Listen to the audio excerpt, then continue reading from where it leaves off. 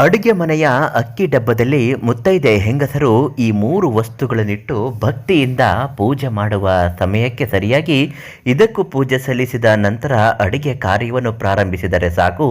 ಗಿರುವಿ ಇಟ್ಟಿರುವ ಚಿನ್ನ ಆಭರಣಗಳು ಮತ್ತೆ ಮನೆಯನ್ನು ಮತ್ತು ನಿಮ್ಮನ್ನು ಬೀರುವನ್ನು ಅಲಂಕಾರ ಮಾಡುತ್ತದೆ. ಮನೆಯಲ್ಲಿ ಸಾಲದ ಹೊರೆ ಸಮಸ್ಯೆಗಳು ಇದ್ದಾಗ ಈ ಕಾರ್ಯತಂತ್ರವನ್ನು ಮಾಡುವುದರಿಂದ ಅದ್ಭುತ ಯಶಸ್ಸು ನಿಮ್ಮದಾಗುತ್ತೆ. ಯಾವ ತಂತ್ರ ಮಾಡಬೇಕು? ಗಿರುವಿ ಇಟ್ಟಿರುವ ಚಿನ್ನಗಳು ಮನೆಗೆ ಬಿಡಿಸಿಕೊಂಡು ಬರಲು ಅಕ್ಕಿ ಡಬ್ಬದಲ್ಲಿ ಯಾವ ಮೂರು ವಸ್ತುಗಳನ್ನು ಸಲೀಸಾಗಿ ಇಟ್ಟು ಪೂಜೆ ಮಾಡಬೇಕು ಇವತ್ತಿನ ಮಾಹಿತಿಯಲ್ಲಿ ತಿಳಿಸಿಕೊಡ್ತೀನಿ. ಅದೃಷ್ಟ ಧಾರೆ ಫೇಸ್ಬುಕ್ ಪೇಜನ್ನು ಮೊದಲು ಫಾಲೋ ಮಾಡಿ, ನಂತರ ವಿಡಿಯೋಗಳನ್ನ ನೋಡಿ. ಎಷ್ಟೋ ಜನ ಫಾಲೋ ಮಾಡದೆ ವಿಡಿಯೋಗಳನ್ನ ನೋಡ್ತಾ ಇದ್ದೀರಾ. ಇದರಿಂದ ಮತ್ತೆ ಸಮಸ್ಯೆಗಳ ಪರಿಹಾರ ಮಾಹಿತಿಗಳು ನಿಮಗೆ ಲಭ್ಯವಾಗುವುದು ಸ್ವಲ್ಪ ಕಷ್ಟ ಆಗಬಹುದು. ಮನೆಗೆ ಭೂಷಣವಾಗಿರುವಂಥದ್ದು ಮತ್ತು ಮನಸ್ಸಿಗೆ ನೆಮ್ಮದಿ ಕೊಡುವಂಥದ್ದು ಮನೆಯ ದೇವರ ಕೋಣೆಯಂತೆ ಸರಿಸಮಾನವಾದದ್ದು ಅಡುಗೆ ಕೋಣೆ. ಯಾವ ಮನೆಯಲ್ಲಿ ಅಡುಗೆ ಕೋಣೆ ಶುದ್ಧವಾಗಿ ಶುಚಿತ್ವವಾಗಿ ಇರುತ್ತದೆಯೋ ಅವರ ಮನೆಯಲ್ಲಿ ಯಾವಾಗಲೂ ಮಹಾಲಕ್ಷ್ಮಿಯ ತಾಯಿ ಅನ್ನಪೂರ್ಣೇಶ್ವರಿ ಸದಾ ನೆಲೆಸುತ್ತಾರೆ. ಯಾಕೆಂದರೆ ಇವರಿಬ್ಬರು ದೇವತೆಗಳು ಸ್ವಚ್ಛತೆಯನ್ನು ತುಂಬ ಇಷ್ಟಪಡುತ್ತಾರೆ. ಸ್ವಚ್ಛತೆ ಇಲ್ಲದ ಮನೆಯಲ್ಲಿ ಲಕ್ಷ್ಮಿಯೂ ಇರುವುದಿಲ್ಲ, ಅನ್ನಪೂರ್ಣೇಶ್ವರಿ ಇರುವುದಿಲ್ಲ, ಸರಸ್ವತಿಯೂ ಇರುವುದಿಲ್ಲ, ಯಾವ ದೇವರು ಇರೋದಿಲ್ಲ. ಆ ಮನೆಯಲ್ಲಿ ದೇವರು ಇಲ್ಲದ ಮೇಲೆ ನಕಾರಾತ್ಮಕ ಶಕ್ತಿಗಳು, ನೆಗೆಟಿವ್ ಎನರ್ಜಿಗಳು ಇದ್ದೇ ಇರುತ್ತೆ. ಹಾಗಾಗಿ ಇಂತಹ ನೆಗೆಟಿವ್ ಎನರ್ಜಿಗಳು ಮನೆಗೆ ಸೇರಿದರೆ ಆರ್ಥಿಕ ಪರಿಸ್ಥಿತಿಯಿಂದ ನಿಮ್ಮನ್ನು ಕುಗ್ಗಿಸಿ ಬಿಡುತ್ತೆ, ಅನಾರೋಗ್ಯದ ಸಮಸ್ಯೆಗಳನ್ನು ತಂದುಕೊಡುತ್ತೆ.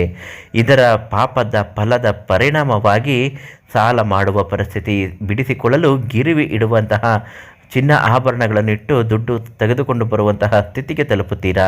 ಇಂತಹ ತಪ್ಪುಗಳನ್ನು ಮಾಡಿದಾಗ ಅಡಿಗೆ ಕೋಣೆಯಲ್ಲಿ ಪ್ರಮುಖವಾಗಿರತಕ್ಕಂಥದ್ದು ಮೂರು ವಸ್ತುಗಳನ್ನು ಇಟ್ಟು ಪೂಜಿಸಬೇಕು. ಒಂದು ಹಳದಿ ಬಟ್ಟೆಯನ್ನು ಅರಿಶಿಣದ ಕೊಂಬಿನಲ್ಲಿ ಸುತ್ತಬೇಕು. ಇನ್ನೊಂದು ಏಲಕ್ಕಿಯನ್ನು ಜೊತೆಗೆ ಹಾಕಬೇಕು. ಗೋಮತಿ ಚಕ್ರಗಳು ಇದು ತುಂಬ ವಿಶೇಷವಾದದ್ದು. ಈ ಗೋಮತಿ ಚಕ್ರವನ್ನು ನಿಮ್ಮ ಅಡಿಗೆ ಕೋಣೆಯಲ್ಲಿ ಇಟ್ಟು ಪೂಜೆ ಮಾಡಬೇಕು.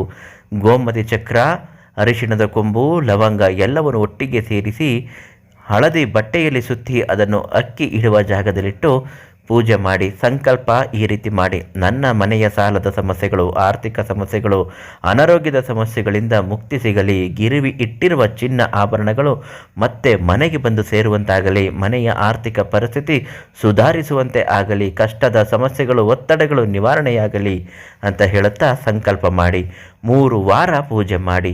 ಈ ಗೋಮತಿ ಚಕ್ರಗಳನ್ನು ಎಲ್ಲಂದರಲ್ಲೇ ಸಿಗೋದಿಲ್ಲ, ಸಿಕ್ಕಿದ್ರದು ಉಪಯೋಗ ಆಗುವುದಿಲ್ಲ.